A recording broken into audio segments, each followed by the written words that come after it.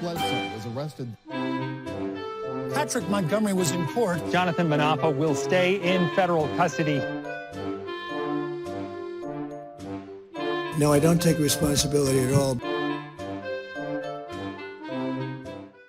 So 37-year-old Maryland resident John Andries is a former Marine. He was demoted prior to his honorable discharge. And he was seen on video on January 6th. He was ripping down a tent, ripping it out of the ground, I should say, and tossing it aside. This was a tent that had been set up on the Capitol grounds to cover equipment that had been assembled there for Joe Biden's upcoming inauguration. Andries was then seen ascending a flight of stairs under the inauguration scaffolding. He entered the Capitol illegally through a window that had been broken, shattered by Trump's mob, less than 1 minute prior to him entering, by the way. He also moved into the Capitol crypt area where he was seen on video confronting officers. He got within inches of their faces, and he was waving for other members of the mob to move into the area. After breaking through the police line in the Capitol crypt, Andries moved with some of the others to the House chamber. And when he was there, he recorded himself saying, quote, "We're in the U.S. Capitol. They tear gassed us, trying to scare us away. Hey, y'all, think they hear us now? Stop the steal. Knock, knock, motherfuckers. Think they're scared yet?" And also, quote, "I think the police have gotten the message. We ain't backing down." And while he's filming this video, you could hear other members of the mob chanting, "Break it down." They were chanting that in regard to the House chamber door.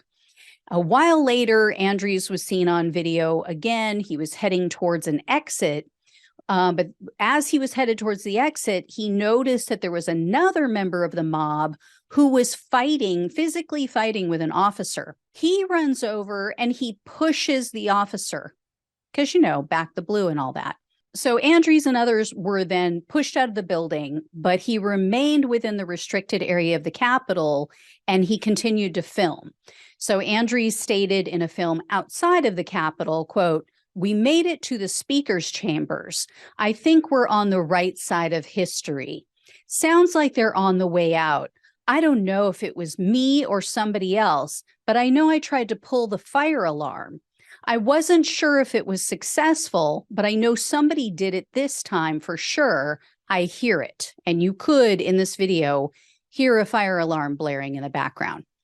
A while later, officers attempted to move the crowd away from the building again, and Andries was captured on body cam, physically pushing against the officers. Then he sat down on a ledge and he just refused orders to move. So officers literally physically had to pick him up and drag him away.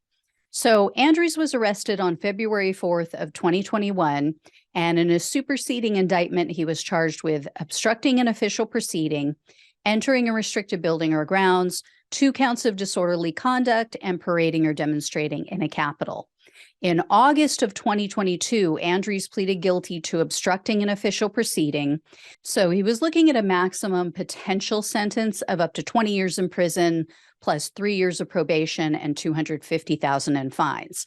However, the prosecutor requested only 24 months in prison, 3 years of probation, and $2,000 in restitution. I was really shocked to see that they were recommending such a weak sentence. In this case especially, I know they typically do, but Andries has a criminal history. And while he was out on pretrial release in this case, he was arrested 2 additional times for assault. Andries has 2 DUIs, one in 2010 and one in 2020. And in February of 2020, you guys might remember from an update I did on this, he got loaded in a bar. He pulled on a woman's hair. Other people in the bar said that he was making them uncomfortable. Then he refused to leave when the staff asked him to, and then he threatened the staff. So there were police apparently already at the bar when all of this was going down. So they tried to get him to leave, and he pushed one of the officers. So they drag him out of the bar, and then they try to put him in the cop car, and Andries is refusing to sit up in the car. So they hit him with a taser on 2 separate occasions, still will not comply, still will not listen. Then as the upper half of him is lying in the police vehicle, he starts kicking an officer with his legs. So he has to be restrained. Then they had to wait for a transport van to arrive.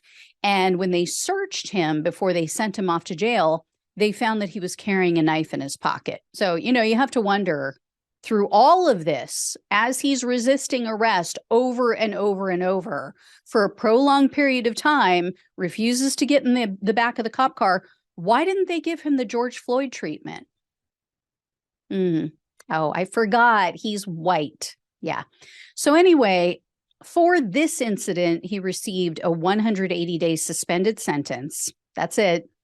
And he spent only 10 days in jail.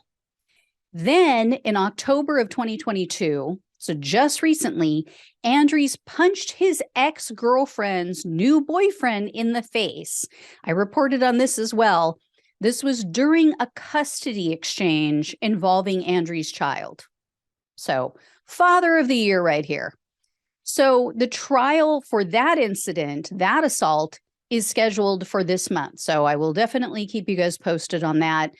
In regard to his January 6 crimes, U.S. District Judge Randolph Contreras presided over his case. I couldn't locate any details about what went down at the sentencing hearing, but Judge Contreras sentenced Andries to 1 year and 1 day in prison, 3 years of probation, and he ordered Andries to pay a $2,000 restitution fee. Contreras should really bury his head in shame. Like I said, he has priors. He has recent arrests for assault. He assaulted officers at the Capitol, pleaded guilty to a very serious felony charge. And Judge Contreras can't even give him the pathetically weak 2-year sentence that the prosecutor requested. And no, before you even ask, he's not a Trump appointee. He is another weak Obama judge, and obviously an embarrassment to the profession. Clearly, this Andries guy has major anger issues he's never dealt with. And his kid, honestly, would be much better off without him. So let's hope he gets another few years on top of this when this other assault case comes to the court, or send him to Ukraine. If he wants to go assault people, he's so angry, he can go fight in that war. All right, guys, when I hear more about this guy, I will let you know. Thanks so much for watching and listening. Please like, share, and subscribe. Please donate or become a monthly supporter. Really helps. Appreciate it so much. Love you guys. Take care, and I'll talk with you soon.